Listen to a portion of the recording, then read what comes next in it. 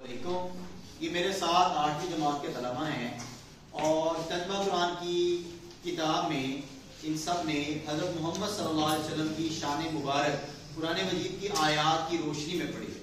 تو یہ طلباء انشاءاللہ آپ کو قرآن پاک میں نبی کریم صلی اللہ علیہ وسلم کی شان مبارک سے متعلق جو آیات ہیں وہ آیت بھی سنائیں گے اور اس آیت کا ترجمہ بھی سنائیں گے۔ جی بیٹا، تو سب سے پہلے آپ بتائیے آپ کیا سنائیں گے؟ جی۔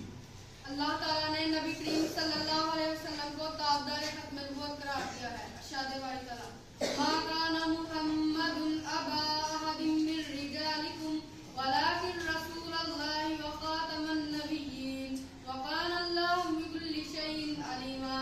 ترجمہ، نہیں ہے محمد صلی اللہ علیہ وسلم تمہارے مردوں میں سے کسی کے باپ، لیکن وہ اللہ کے رسول اور خاتم النبیین ہیں اور اللہ ہر چیز کو خوب جاننے والا ہے۔ ماشاءاللہ۔ جی بیٹا۔ اللہ تعالیٰ نے حضور صلی اللہ علیہ وسلم کے لیے خاص مدد کا وعدہ فرمایا ہے۔ اللہ تعالیٰ کا ارشاد ہے، اللہ تنصروہ فقد نصرہ اللہ، سورۃ توبہ آیت نمبر 40۔ ترجمہ، اگر تم نے رسول اللہ خاتم النبیین صلی اللہ